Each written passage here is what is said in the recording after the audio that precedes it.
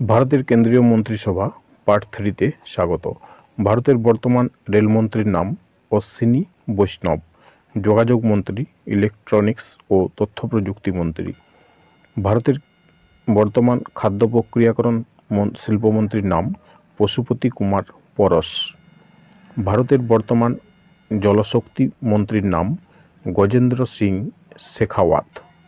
ভারতের বর্তমান ভূবিজ্ঞান মন্ত্রীর নাম কিরণ রিজিজু।